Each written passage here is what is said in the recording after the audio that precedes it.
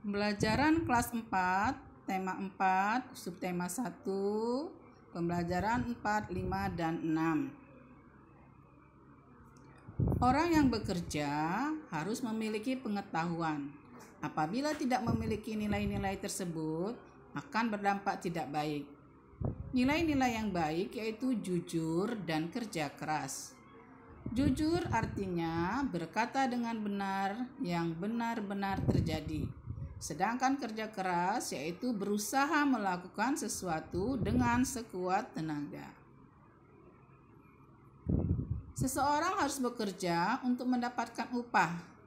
Upah digunakan untuk memenuhi kebutuhan hidup seperti tempat tinggal, pakaian, dan makanan. Makanan yang setiap hari kita makan berasal dari alam. Bahan-bahan makanan itu perlu ditanam, dirawat, dipanen, dan diolah menjadi makanan siap santap. Sekarang kita ke SBDP. Seniman adalah orang yang mempunyai bakat seni dan berhasil menciptakan karya seni dan berhasil menciptakan karya seni yang lainnya.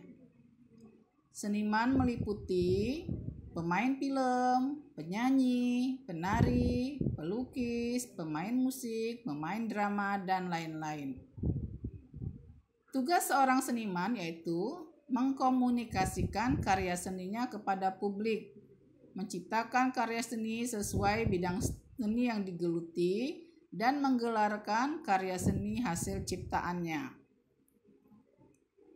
Hal-hal yang harus dilakukan untuk menjadi seorang seniman yang sukses yaitu berlatihlah, kerjakan hal-hal yang disenangi, gunakan perlengkapan seni yang beragam, minta kritik dari teman atau keluarga, dan lain-lain.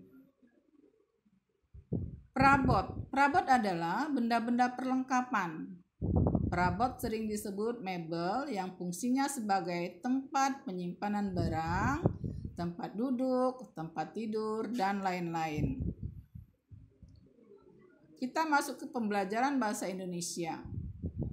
Dalam buku ada beberapa cerita yang sering kita baca. Dalam cerita terdapat beberapa unsur. Salah satunya yaitu tokoh atau penokohan. Tokoh adalah orang-orang yang ditampilkan dalam suatu cerita atau sering disebut pelaku dalam cerita. Sedangkan penokohan adalah pelukisan atau gambaran yang jelas tentang orang-orang yang ditampilkan dalam cerita. Tokoh berdasarkan perannya dalam cerita bisa terbagi 3, yaitu tokoh protagonis, yaitu tokoh yang biasanya memiliki watak yang baik. Yang kedua, tokoh antagonis, biasanya pemerannya melakukan berwatak jahat. Kemudian tokoh tritagonis, di sini berperan sebagai tokoh yang pembantu baik untuk tokoh protagonis maupun tokoh antagonis.